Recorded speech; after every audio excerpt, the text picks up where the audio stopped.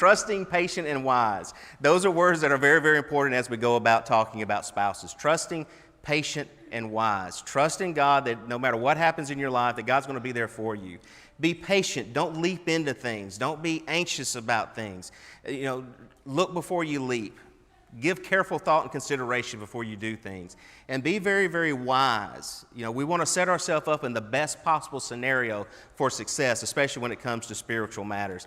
When you go through the scriptures, it does, as we talked about in the book of Proverbs especially, talk about the difference between wisdom and folly. One of the verses that I think is really important when it comes to this idea of marriage is in Proverbs chapter 20.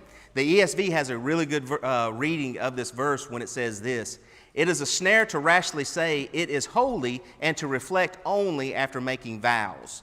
And the reason that I think that this is important is the image is this, is that you take something from your herd and you go to offer it as a sacrifice. And you say that it's holy, it's okay with God. God's going to accept this thing. And so you go forth and you offer that sacrifice. And then as you leave the altar, you begin to consider, well, I don't know if that was exactly right. And the Bible says it's folly to do that. Before you call anything holy, before you call anything good, you need to consider that first, not do something and then later on decide it was a good thing. That's what wisdom would dictate that we think like. When it comes to marriage vows, we indeed decide that we're going to be joined to this other person for the rest of our life, in sickness and in health, in good times and in bad. No matter what happens, we're going to stick beside each other for the rest of our life. It's folly to take those vows and then later on look back and say, maybe that wasn't the wisest thing, maybe that wasn't the smartest choice. It's been said before, and you've heard it before as well, who you marry is the second most important decision you'll ever make. Next to obeying the gospel, there is no more important decision that you'll make. It is a vow that you take to another person and you take to God, to be bound to another person for the rest of your life. Think carefully before you do that. In Proverbs 18 and verse 22, we're told that he who finds a good wife finds a good thing and obtains favor from the Lord. A virtuous or a prudent wife is something that comes from the Lord. Houses and riches are inheritances, but a wife is something that comes from God. These verses are important because it wasn't always the case that someone who was looking for a spouse in biblical times and in other cultures was someone who could go out there and see someone and decide, this is the person that I want to marry. Many times it was a matter of the parents deciding that this is the person you're going to marry. I've heard some parents kind of tongue-in-cheek talking about their small children that one day we're going to make sure they get married to each other. And I don't know if it's just an exaggeration or not, but they're probably pretty serious about that idea and that principle because they want to be married to godly people. But in this time period, there were a lot of people who were in arranged marriages. So young people think about this. Your parents bring home somebody and say, here's your wife. What do you think? If you find a good wife that way, you've been blessed by God. If she's a prudent woman, you've been blessed by God. That's the context. And so don't leave it up to time and chance. We have that freedom. We have a culture that doesn't do it that way. So who should we be looking for? What are some of those traits we should look for? Proverbs 31 and verse 30 says this: "Charm is deceitful and beauty is passing, but a woman who fears the Lord, she shall be praised." The first thing that he says is that charm and beauty is something that's deceitful. These are the types of things that's going to pass away given time. And so in passages like 1 Peter 3 and verse 3, godly women are told to not let their adornment be merely the outward, the arranging of the hair, wearing gold, and putting on fine apparel. Rather, it says, let it be the hidden person of the heart, and notice this, with the incorruptible beauty of a gentle and quiet spirit, which is very precious in the sight of God. This type of beauty that is being talked about in Peter is that incorruptible type. It's that type that time cannot erase. It's the thing that circumstances and situations cannot eliminate. This is the kind of beauty that is much deeper than just the skin. And so the woman of God is told to don't let it be merely the outward. It's not saying that physical attraction is not something that's important when it comes to marriage, because it definitely is. But when it comes to what is most important and what is precious in the sight of God is a person who fears the Lord. And for us as Christians, we know that that term fear the Lord means a whole lot more than just the idea of someone who just believes that God exists. It means a whole lot more than someone who says, oh yes, I believe in God. It means a whole lot more than that. For us, the fear of the Lord means it's somebody who is going to be obedient to our God, who respects what it is that our God says, and is not going to cross any of the lines that God has drawn, because they actually do fear the Lord. It means a whole lot more than what we sometimes will give it credit for. A woman who fears the Lord, she's the one who's going to be praised. And so when we come to passages like 2 Corinthians chapter 6, and it says, do not become unequally yoked together with an unbeliever, the phrase that is used there, do not be unequally yoked together, is an important phrase. It is an absolute thing. Do not do it. It gives no wiggle room. It gives no permission whatsoever. But one of the things that maybe we miss is this. Ephesians 5:18 into verse 19, where it says, do not be drunk with wine, in which is dissipation or destruction, but be filled with the Spirit. The term that is used there in Ephesians 5, do not become drunk with wine, or do not be drunk with wine. The way that verb is, the tense that verb is in means do not begin the process. Do not take steps toward becoming. That's why we can say absolutely Christians should not, must not, and is sinful to be drinking, because you do not start down that road. You do not begin that process. The same type of verbiage is used here. It's a different phrase, but it's the same type of verbiage. It means do not begin the process of becoming equally yoked with someone who is an unbeliever. Do not start that. It is not wise to do. And so here it says what fellowship. It gives you the reasons. What fellowship has righteousness with lawlessness? And what communion has light with darkness? If we care anything whatsoever about that other person, the first thing we need to be doing is trying to get them to fear the Lord. It should not be about whether or not they're interested in me or marrying me or my children. It should be, should they fear the Lord? Do they fear the Lord? And let's get that taken care of first before we ever begin the process of caring for someone that at some point we may have to sever that tie, pull the plug, leave that relationship before we ever even get to marriage itself. Because once you take the vow, it is too late to then say this was unwise, because you have taken the vow and you are now in that situation and you're in it for the rest of your life. And so be wise. Hear what the scriptures say. Do not become entangled with these people. When you do those things, you are relinquishing, ladies, you are relinquishing leadership of your home to someone who does not fear God enough to obey Him. You're relinquishing say-so on the raising of the children to someone who does not fear the Lord. Husbands, you're going to have as the mother of your children the person who does not fear the Lord. That's why when we go to passages like Genesis 24, and Genesis 24 is a very good study if you want to talk about what to look for in a spouse in and of itself, that you could have for a home study with your children. But Genesis 24, when a spouse is being looked for Isaac, it says in verse 3, Abraham says, and I will make you swear, speaking to his servant, I will make you swear by the Lord, the God of heaven and the God of earth, that you will not take a wife for my son from the daughters of the Canaanites, among whom I dwell, but you shall go to my country and to my family and take a wife for my son Isaac. In the earlier chapter, chapter 23, Abraham confessed that he was someone who was a sojourner, a pilgrim through that land. It was upon Sarah's death that he was there and had been there for 60 years. 60 years, and he still considered himself to be a stranger there and did not want his children to marry from those people because he was a stranger there. Wednesday night we talked about being strangers and pilgrims. We don't want to marry someone who at the end of time, they're not going to heaven with us. Why would we want that? Why would we desire that? If we care at all, convert them first before you ever consider the idea of dating, before you ever consider the idea of being yoked together with this individual, before you ever get emotionally attached. Make sure you study and convert that person first, because it becomes a lot harder later. This idea of falling in love sounds like you tripped over something in the dark. You choose who you love. Love is a choice that you make, and it's an action that you undertake. You choose who you love. This idea of falling in love sounds romantic. It may make for good book readings and movies, But that is not the reality.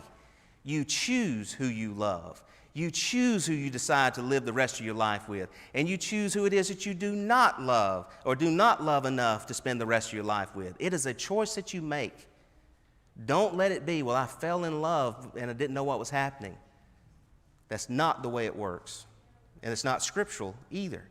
Ephesians chapter 4 tells us what it is that we have in common and what we should have in common. That there are people who have a lowliness of mind. Is this person who fears the Lord? Is this a person that I can spend the rest of my life with? Think about these qualities that are there in Ephesians 4. Lowliness in verse 2. Gentleness. Long-suffering. Someone who knows what it means to bear with one another. Someone who's going to endeavor to keep the unity of the Spirit in the bond of peace. Someone who agrees with you that there is only one body. And we know what that means in Ephesians, that there is only one church. Someone who agrees and understands that there is one Spirit. There's only one hope of your calling, not many ways to be saved. There's one way. That there's only one Lord. There's only one faith. There's only one baptism. There is only one God and Father of all and through all and in you all. Someone who fears the Lord, Ephesians 4, 1 through 6 is a very good place to start. And if those are the kinds of things that you can be in agreement about, then you're with someone who at least begins to see what fear of the Lord actually means. So if you're going to be wise, choose someone who fears God. Make sure it's somebody that you can fully trust as well. This wise woman, or virtuous woman rather, in Proverbs 31 and verse 11, it says that the heart of her husband safely trusts her, so he will have no lack of gain. Her husband safely trusts her. Remember in Proverbs 2, we looked at this last week, so we're not going to read that whole context. But twice there in Proverbs 2, it talks about first this man who is double-tongued, basically. He's a wicked person, and he's going to say things and not do them, and this is how you can avoid that type of a man. But it also talks about that type of woman and how it is that you can avoid this woman also. The reason being is because both the man and the woman described in Proverbs chapter 2 are not trustworthy people. You're foolish if you devote yourself or give yourself over to them and under their care or tutelage. And so when we're looking for someone who is a spouse, don't you want to know that when they go on a business trip, you don't have to worry about them? That you can fully trust them. That if you're going to be gone for a while, that you can fully trust them. That if they're the ones who are spending the time with the children and are teaching them things, that you can fully trust what it is that you're teaching those children. That you can trust that. This is what the virtuous woman does for her husband. When we're looking for someone, when we're building a silhouette, let it be someone who's trustworthy. There's little things when you're dating that can tell you whether or not a person is trustworthy. Being somewhere at the time they say they're going to be there is one of the easiest, most convenient, and the most telling things about whether or not a person is trustworthy. If they say they're going to do something, that they do it. If they're going to show up somewhere at a certain time, they show up at a certain time. If they can't do that, it starts to tell you they're not going to be trustworthy. Ladies, you don't want to be sitting out in front of some place waiting for your date to pick you up, and he forgot to pick you up. You don't want that. And if you think that that's going to change later, you're fooling yourself. They need to be trustworthy. It's someone that you can look at and put your trust in. Song of Solomon 8 and verse 4. The last part of that verse says, do not stir up nor awaken love until it pleases. It doesn't mean when you're ready for it or you want that to happen. It means when it's the right time. Don't stir those things up. Another thing that helps you tell whether or not they're trustworthy is the way that they act with you when no one else is around. If they're too handsy, too flirty, too aggressive when it comes to those types of scenarios and situations, that tells you whether or not they're trustworthy or not. A person who is God-fearing and trustworthy knows that there's boundaries that you do not go beyond. And they're not going to let, just because you're alone or no one else is around, change those things. They treat you like someone who is first and foremost, if you satisfied number one, they're going to treat you first and foremost like you are a sister in Christ. That way, no matter what happens with that relationship, you're still able to be brothers and sisters in all good conscience in the faith. They're going to treat you first and foremost like that. We're also told in places like Ephesians 6 and verse 11 that we're to put on the whole armor of God that you may be able to stand against the wiles of the devil. One of the things that I fear for a lot of our young people is they have no pieces of armor on when they go out on a date with someone else, that we as parents may not be equipping them. What piece of armor is being given to your child when it comes to dating? If we don't go with just the simple basics, let them be first and foremost someone who fears the Lord, someone who can be trusted fully. If we can't start there, what kind of defense do you think they have against, as this verse talks about, the wiles or the schemes of the devil? And how is your child going to be taken care of? Think about this for just a moment. There's been hosts of studies that have been done when it comes to dating ages. And one of the studies that was done several years ago that this one individual has in his book is about early dating ages and how that can be detrimental. That if a kid starts dating at 12 years old, this was the youngest that he had in his book. If a child, and I say a child because a 12-year-old child should not be dating, period. I just don't understand that one. However, if there's a 12-year-old who is dating, what do you think? Just imagine for yourself, what percentage of those engage in sexual activity before 18? What number would you put on that? I was even shocked. I felt like that number would be high, but the number is actually 91%. 91%. If they start dating, I'm not talking about exclusively one person, I'm talking about going out on a date. They start doing that at 12 years old, there's a 91% likelihood they're going to engage in sexual activity before age 18. Now, it starts to drop as they get older, but even when you approach 15 and 16 years old, you're still at over 40% for that. It's dangerous territory. What shield, what armor are you giving your children when it comes to dating and being around these people that they may choose one day as a spouse? Because this is also the reality. You date who you know, you marry who you date. The people you hang around is the group that you're going to be choosing dates from. And the people that you choose to date, one of those is going to end up being your spouse one day. Because you don't date everyone you don't marry everyone that you date, but you will marry someone that you date. That's why we have to be careful. So also look for someone who isn't lazy as well. This virtuous woman in Proverbs 31, starting at verse 13. Remember, she's the type of woman that she seeks wool and flax and willingly works with her hands. She's like the merchant ship. She brings her food from afar. She also rises while it's yet night and provides food for her household and a portion for her maidservants. She considers a field and she buys it. From her profits she plants a vineyard. She girds herself with strength and strengthens her arms. She perceives that her merchandise is good and her lamp does not go out by night. She stretches out her hands to the distaff and her hands holds the spindle. Also in verse 27, she watches over the ways of her household. She does not eat the bread of idleness. Don't consider marrying someone who is lazy, because this person is supposed to either take care of the home or take care of the family financially, charged by God with those two tasks. And so when a person is lazy, you have no guarantee whatsoever they're going to follow the God-given responsibility when it comes to your home. So don't marry someone who is in this situation. In Proverbs 10 and verse 26, it says, as vinegar to the teeth and smoke to the eyes, so is the lazy man who sends him. If you have someone that works with you and you're the boss and you send them off on a task, but you know that they're untrustworthy, they are a lazy type person, you know how bad that makes you feel in entrusting this job to this person because it's probably not going to be done right. If you think it's bad in the workplace, can you imagine what it would be like in marriage? That every day when you wake up, this is the person who's laying next to you. That when you leave home, this is the person who's going to be bringing Bible studies and teaching prayer to your children.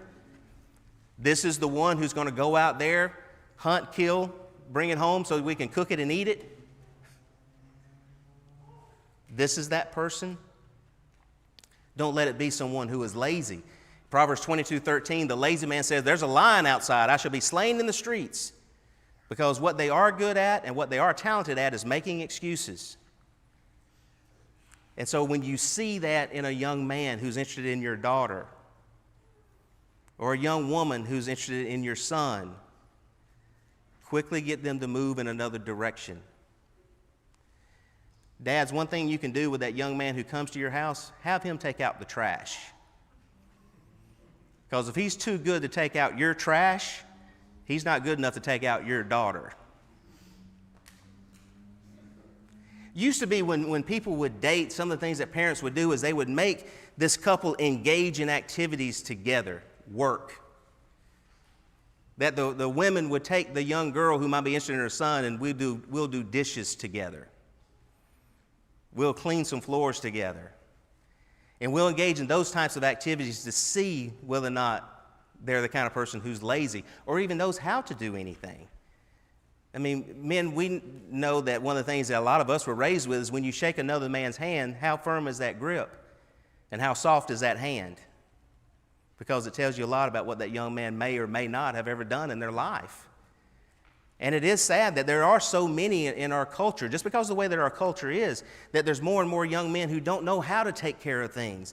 And it's not necessarily that they would not take care of things, they just don't know how to. They've never been taught to. And this is one of the things that dads, if there's a young man who's interested in your daughter, make sure they know how to do certain things to take care of things. Same with young women as well. That's why Titus says that the older women are to be teaching the younger women how to love their husbands, how to love their children, because there is skill involved. There's things that are needed that are there. And those who have that experience, who know how to do those things, are to be imparting that wisdom to others also.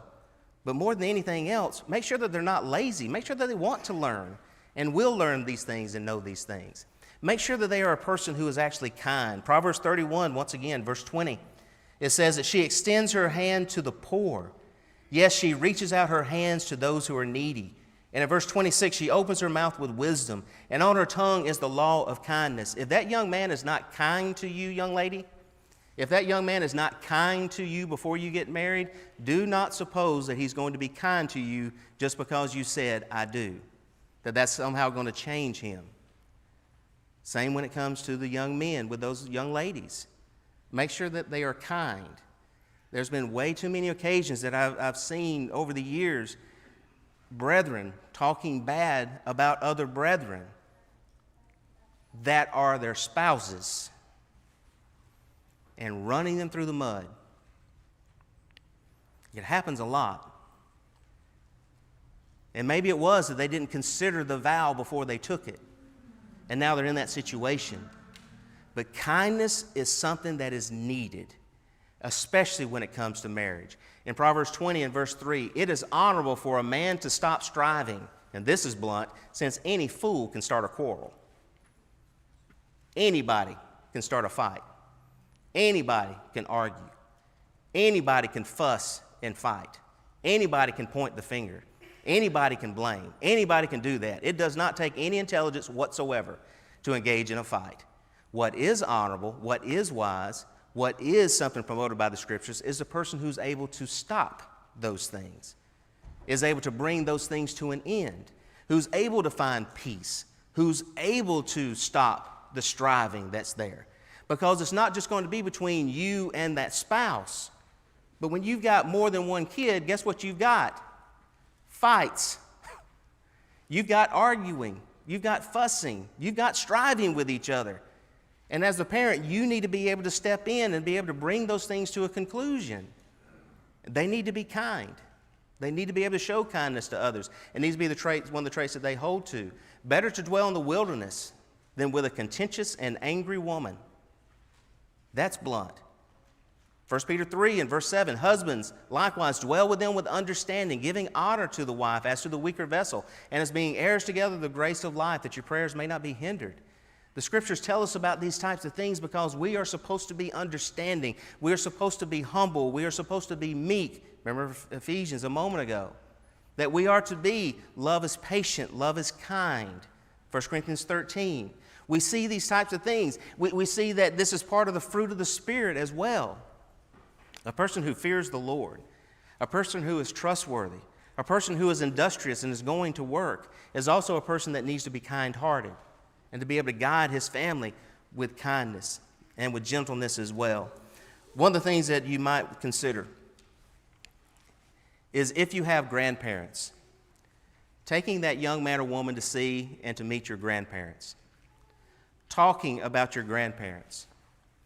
If that person is not willing to have a conversation with you about your grandparents, they are most likely not going to be the kind of person who's going to have a conversation with you about your parents in about 20 to 25 years from now, when you're going to need to have that conversation, when they're going to need your care and consideration. If they're not kind enough to consider those things now, they may not be kind enough to consider some other weightier matters later in life. That's why when we talk about dating, one of the things that I am opposed to, and I'll tell you this with full disclosure, I am opposed to dating being looked at as being a form of entertainment. I'm opposed to dating being looked at as being just another recreational activity that we engage in. We as Christians can hang out with a lot of people, but when you are dating someone, you are looking at someone that may be one day a mate. That's someone that you're considering marrying one day. And I'm a big believer in don't waste your time with certain people. If you're going to spend time with that person, let it be in the realm of changing them, converting them, bringing them to Christ, because we're all about that. But if this is the person that you're going to spend the rest of your life with, this isn't something that should be looked at as being a game. The reason that a lot of marriages, I believe, fall apart is this, is that dating becomes nothing more than what movie are we going to watch and what food are we going to eat. And then you spend the next 2.5, 3 hours staring at a screen, and then you spend maybe a couple more hours talking about, wasn't that an exciting movie? And it's nothing more than some other form of entertainment. It's meant to be fun. It's meant to be enjoyable. But it is not like going to a ball game. It is not like just watching a movie. You're putting yourself in a situation where you may potentially spend the rest of your life with this person. Maybe we should be a little serious about it. Guys, if you don't pay for it, it's not a date. I heard some amens from sisters then. Because when it comes to dating, kindness, what is a guy supposed to do? When you're walking down the street with a man, most of the time men know where the man stands in relation to the woman and the street.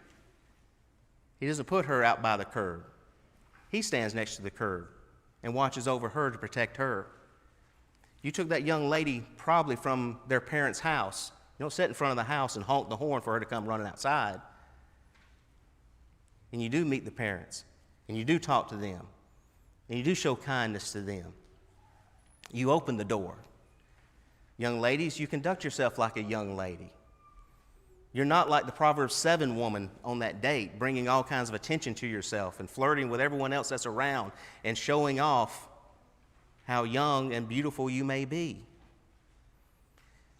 Dating is a serious matter, and it's important that we treat it as such, because it's also a very dangerous endeavor as well. That leads us to being respectable, someone who shows respect for you and for others. In Ephesians 5, verse 33, we're told that let each one of you show his wife or love his wife as himself, and let the wife see that she respects her husband. 1 Peter 2 and verse 17 says, honor all people, love the brotherhood, fear God, honor the king. How does that young person talk? How does that person that you're dating talk about things? Not just about you. How do they talk about the government officials? How do they talk about the brotherhood? Oh, you're a Christian? Yeah, I don't like church very much because there's a bunch of hypocrites that go to church. Yeah, that's why we're here. We want to fix that. How do they talk about the brotherhood? How do they talk about church? Can they sit with you during a service? Or are they bored? Are they napping? Could you, young person, bring them here and actually stay awake yourself? Would you take them with you with another group of young Christians just to hang out and to be around them? What kind of behavior do you have? Look for behavior that shows respect, because there are people who deserve respect and honor. Young men, I would advise you that if you ever want to take a girl out on a date, that you go and you sit down with that young girl's father first, and you have a conversation with them. Some of you know that the ones that, there wasn't many that wanted to stick around after this, but I had about 30 things that I went through, took about an hour and a half, and it was on a checklist. And number one was this: my daughter has maintained her integrity to this day, and you will not do anything to change that. If so, there's no need for you to be here today. Number two was, I'm going to send you a Facebook request. You will accept it, and I will judge you by everything that I see. And the reason being is because, not because there's hatefulness that is there, but you want that person to be right with God first. Are they respectable people? If so, there's a lot of things that can happen. But if not, if they can't honor all people, love the brotherhood, fear God, honor the king, if they can't do that, it's dangerous territory. Someone who makes good decisions as well, someone who prior to marriage is always in debt, always in trouble, always behind, always late, always looking for work, always whatever it is that's just always going on with them, probably shows a string of making bad decisions. And yes, things can change, but let those things change first. That's all we're saying when it comes to that. In Proverbs chapter 31, verses 30 and 31 again, charm is deceitful and beauty is passing, but a woman who fears the Lord, she shall be praised. Give her the fruit of her hands, and let her own works praise her in the gates. The things that she does shows that she is the kind of person who makes good decisions, and even her husband is known because of it. It says in Proverbs 11 and verse 22, that as a ring of gold in a swine's snout, so is a lovely woman who lacks discretion, who cannot make good decisions in life. In 2 Corinthians 5 and verse 14, if you want to know what does that mean, this is what it means. The person that you're looking for a spouse ought to be guided by this principle. This is good decision making when it comes to every aspect of your life. The love of Christ compels us. We judge thus: if Christ died for all, then all have died. That is one of the best verses when it comes to what does it mean to be a good decision maker. Is every decision dictated and molded around that principle? The love of Christ, the love that I have for God compels me to do everything that I do. Is that my guiding principle? If it is, then I'm going to make the right decisions about the way that I conduct myself when it comes to interaction with the opposite sex. It's going to dictate how I react to those who are in government positions that I disagree with and maybe don't like on a lot of different levels. It's going to dictate how it is I interact with another person's parents or whatever, whoever else it may be. The love of Christ compels us. That's what you should be looking for in a spouse. Is that who they are? They may have some flaws, and there may be some things that they need to work on, yes, but they are compelled by love of God to do what they do. That's what growth comes from as well. So the question I'm going to leave with you tonight is this one: is, are you being patient? Are you being trusting? And are you being wise? As I said, dating is too serious a matter to be treated as just another recreational activity. It ought to be something that we treat seriously. And it is one where you need to understand that when you're in that area, you're exposing yourself to a lot of dangers, but the whole armor of God is there for your protection.